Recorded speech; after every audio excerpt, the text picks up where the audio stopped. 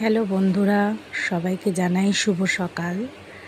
তো আজকে সোমবার, তোমরা দেখতেই পাচ্ছ আমার স্নান কমপ্লিট।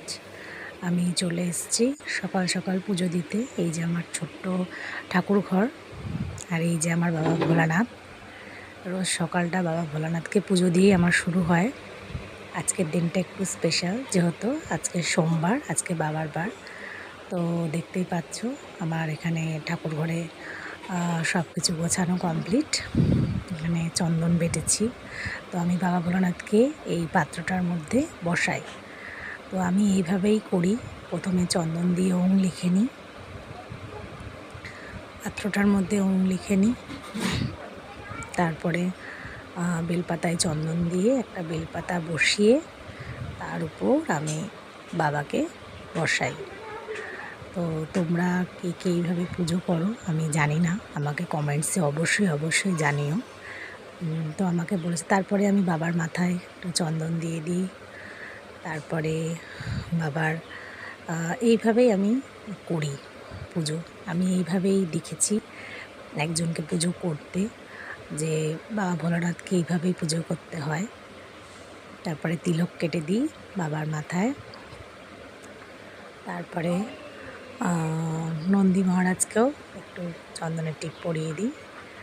আমি এইভাবেই পুজো করে থাকি। অন্যান্য দিনও এরকম করেই করি। তো আজকে যেহেতু সোমবার, তাই স্পেশাল। আর আমার মা লক্ষ্মীকে স্নান করে পরিষ্কার করে, সিংহাসন পরিষ্কার করে সব গোছানো, দেখো বাবাকে আমি কেমন করে সাজিয়েছি। আমি প্রত্যেক দিন এইভাবেই বাবাকে ফুল বেলপাতা দিয়ে এইভাবেই সাজিয়ে পুজো দিই। এই যে বাবার আজকে প্রসাদে এগুলো থাকবে। আমার যতটুকু সামর্থ্য ততটুকু দিয়েই আমি বাবাকে পুজো দিই। এই যে বাবাকে সেবা দেওয়া আমার হয়ে গেছে, পুজো কমপ্লিট হয়ে গেছে, দেখতেই পাচ্ছ। তো যেহেতু আমি একাই পুজো করছি, ফোনটা আমি ধরছি, তাই যদি একটু ক্যামেরাটা কেউ করে দিত তাহলে সুবিধাই হতো। তো যাই হোক, আমার আজকের মতো পুজো কমপ্লিট হয়ে গেছে। তো পুজো সেরে চলে আসলাম এক কাপ গরম গরম চা নিয়ে। আজকে যেহেতু সোমবার, আমার নিরামিষ। আমি সোমবার দিন আঁশের কিছু খাই না, নিরামিষ খাই। তো দেখো বাইরে রোদ্দুরটাও আজকে উঠেছে, প্রচণ্ড রোদ উঠেছে। তো চাটা খেয়ে নিয়ে ভাবছি যে কী রান্না করা যায়, যেহেতু আজকে নিরামিষ।